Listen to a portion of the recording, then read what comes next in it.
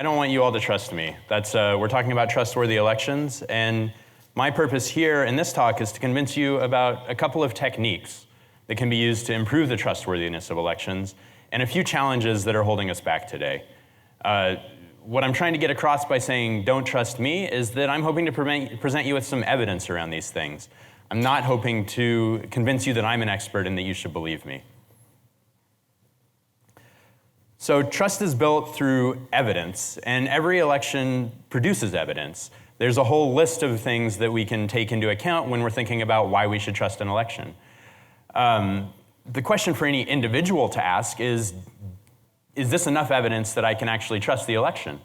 To take an example, myself, if somebody presented me with the source code for an election, I might review that source code. I might gain some degree of trust that that source code is actually doing what I would hope that it's doing for an election. At the end of the day, though, that wouldn't be enough evidence on its own for me to trust an election system, even if somebody told me that that election system was using that source code. There's no real great way, unless they provide further evidence, for me to be sure that that code is what's running. If you take somebody else that doesn't have the ability to audit source code, open sourcing might give them a little bit of evidence. It might help a little bit with their confidence, but it would help them less than it would help me. So that's one of a whole range of things that sort of combine to give evidence for a correct election. I've listed a few on this slide, but everybody, again, takes into account what they believe when they're thinking about elections. So this is by no means a complete list. So if I'm running an election, what should my goal be? My goal should be that everyone who votes should be able to trust the outcome of an election. This is sort of the perfect world example. And so who out there sort of believes we live in a perfect world? Phew. All right. So nobody raised their hands if you can't see the audience. I also, I agree with that assessment. I don't know if this is an achievable goal, if this idea of everyone voting and being able to trust the elections is achievable. And I know for certain that there's no solution in existence that is capable of achieving this at the scale we need for elections. This is an open question, how we achieve this goal of sort of universal trust. But I also know there are thousands of people working every day to move us in this direction. We have everything from county IT to election activists to large corporations. A lot of people are working together on trying to chip away at this problem and move us closer. And it's really a testament to the importance of the problem, as well as the will of those people that they keep at it, because elections is a particularly challenging area. These challenges exist both in the technical and the political space. I'm going to mostly set the political side aside, but remember that for every technical solution you can present to elections, the political side of things exists as a multiplier in the challenge of implementing those. So if everything today seems hard, just imagine multiplying that by, I'm not going to give a number, but quite a significant factor. And on the technical side, I'm going to make an assessment. And I look forward to disagreeing with some of you that have spent time thinking about elections. I'm going to make an assessment on what I see as the most, the single biggest challenge in presenting elections systems. And maybe it's not, if not the single biggest, it's one of the most unique challenges. And that is ballot secrecy. And ballot secrecy is really unique for elections because it requires that nobody can figure out how anybody else voted. Not only that, it requires that even if the voter themselves wants to reveal how they voted, they're unable to do so, which no other system that I'm aware of has this property. Without ballot secrecy, so if we set this requirement of ballot secrecy aside, it's actually really easy to have an election that every voter is able to trust. We can just publish all of the people's names next to the way that they voted. So this allows somebody to actually go to the list, and they can look at the list, and they say, oh great, I'm person 1, and I voted A. This is exactly what I expected. It also allows somebody to look and maybe catch that something went wrong. Fortunately, in this case, if we kept all of the user information around, they would actually be able to go and redo their vote. But this is the slide that represents the massive downside, the downside that's so great that we can't take this approach. We can have conversations like this, where a friend, a government, somebody that we don't like can ask us why we didn't vote in a certain way, or they could try to pay us to vote in a certain way. And in any country that takes its democracy seriously, this is an unacceptable threat. So publishing election data, while very trustworthy in some sense, and for some people, is nowhere close to trustworthy for everybody. So this is a more ideal solution, where we have all of the votes, they've been accurately recorded, but they've been separated from people. The way that we accomplish this today is that we separate out people from their electronic records or from their paper ballots at the polling place. So once somebody signs in, we no longer keep track of who they are, but we use physical mechanisms to ensure that they can only cast a single valid vote. We can also do this in mail-in voting, like we have in Oregon and Washington, by having a separate signature page from a ballot page. We compare those all, and then we separate and shuffle the ballots before counting them. We don't know of any way to do this electronically, and we definitely don't know fully electronically without a paper record. And we don't know of any way whatsoever to do this fully electronically in such a way that trust can be provided. So even if a company did something like this and said, sure, send me your username, send me your vote, and I promise I'm going to separate those, there's no way for them to provide evidence that they've done that separation, and there's also no way for them to provide evidence that maybe they have done it, but they also kept another record in the background. So everything I'm talking about today has the hard requirement of a paper backup that voters are able to verify themselves. So I'm going to discuss this first technique that can be used to improve the security and improve the sort of feelings of trust around elections, and it's called risk-limiting audits. To understand the goal of risk-limiting audits, we're going to go through a little game, sort of between me and you. You all get to be an election official, and your goal as an election official is to ensure the public that an election has been run correctly. I unrealistically get to be a bad guy for a little while. I'm quite a good guy.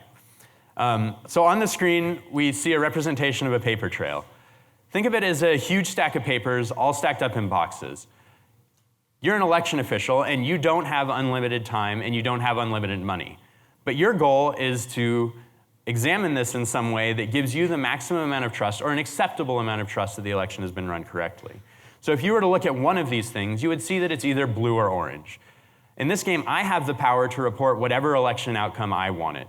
So we can assume that I've taken over the reporting system, and I get to say either red one, or orange one, or blue one, and I also get to say by how much they won. We call this the margin. This margin is represented as a percentage of the total number of votes in this case. And again, your goal is to assure the public that the winner that I reported is represented accurately by this paper trail, or to catch me if I lied. So I'm going to give an easy one for this example. I'm going to say that blue has won by 90%. Again, this is your paper trail that voters have verified that represents the actual votes of the voters, and your goal is to examine some of these in order to figure out whether I'm telling the truth or not. At a margin of 90%, we'd expect about 2 of these to be orange. So you can go ahead and pick one, and you all made a wonderful choice, and you picked one and it turned out to be orange. So think about how this makes you feel about your confidence in this election being run correctly. We said we would expect about 2 of these to be orange. So that was actually a pretty improbable choice. And now that we've seen this orange one opened up, we're starting to feel a little bit anxious about whether the election was run correctly or not. We're not exactly going to write the election off as being run incorrectly, because we could have just gotten unlucky, but we need to keep picking, and we have decreased our confidence a little. So now we're going to pick another one, and it's great. It turned out to be blue. This helps us feel a little better about the way that the election is run. We feel a little more confident in the results that were reported, but we definitely have not gotten all the way to being able to say, yes, we believe this has been run correctly. So you pick a few more, and in this case, with the 90% margin reported, we were actually able to sort of get past the 90% margin. So we've actually sort of conclusively in this case shown that the 90% is wrong, and this is sort of a fact that was able to come about because of this small sample size. But in this case, what you would basically do is you'd say, I've sort of lost confidence in the reported outcome, and we need to go back and we need to reevaluate the entire election with a full recount. So if we go ahead and do the full recount, we see that I was lying in the first place. And it looks like orange actually won, but we were able to do the full recount, we were able to catch that, and we are now more confident in our election results. This is normally not going to be the case. We sort of generally expect that most reported election results might be correct, and we also are going to have much bigger sample sizes. The purpose of risk-limiting audits is to sort of give you a tool to understand how certain you should be. So I mentioned as we saw that orange ballot appear, we felt less certain. Risk-limiting audit puts a number on how much less certain we feel. As we saw the blue, it increased our certainty a bit. And risk-limiting audits also put a number on that. And the way that you use a risk-limiting audit is before you run it, you set an actual number saying, I want to be 99.99% sure that the reported election results match up with the reality. And risk-limiting audit tells you when you can stop in order to achieve that goal.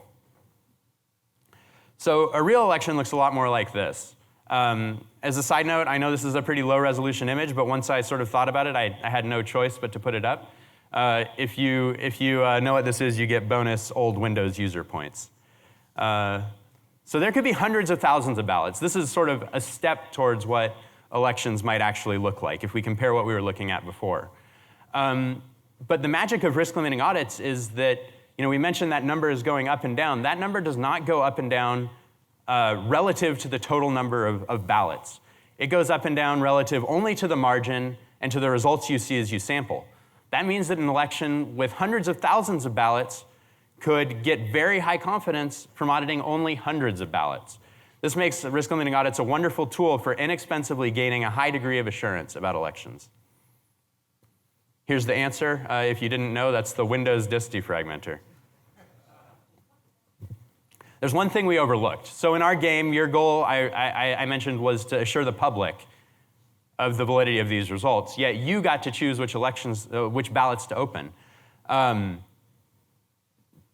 We could have collaborated, and I could have told you exactly which ballots were blue beforehand, and the public would be left out. They would not have been able to believe that you were being honest in the way that you selected your ballots.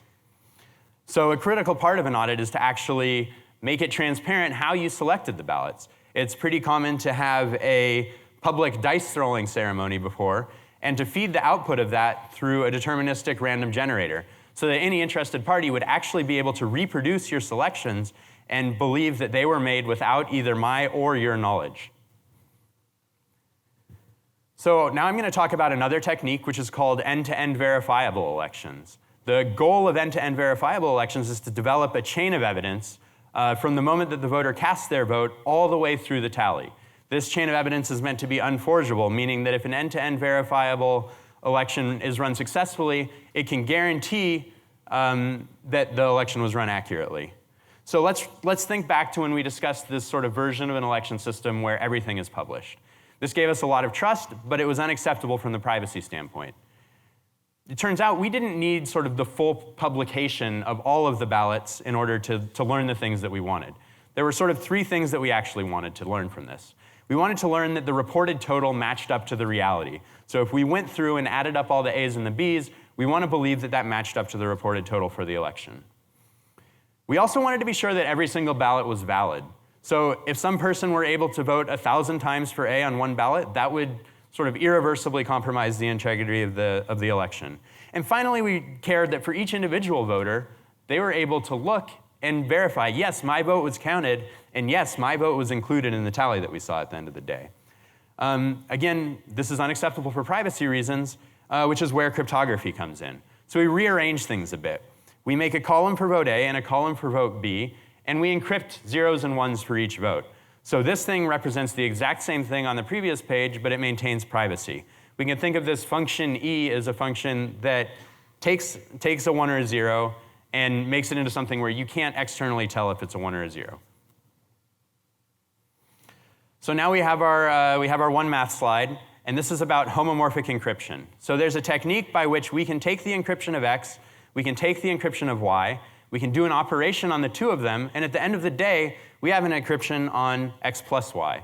And while this seems a little magical to think about, it's based on more or less high school math. If you can imagine that exponentiation, as we show in this bottom equation, is encryption, then you can see how we could actually turn multiplication into addition on the values of x and y. This is a pretty standard rule. The good news is that you can actually use exponentiation as encryption, but only in very special circumstances. So in an election of this form, what we gain from that homomorphic addition is that anybody could reproduce the results. You could take the column A on your own and add it up using this operation. And at the end of the day, you would end up with an encryption of the election result as reported. But we're missing a step there. We need to believe that that encryption of the operation as reported actually matches up to the published results. So in order to do that, we use a technique called zero-knowledge proofs.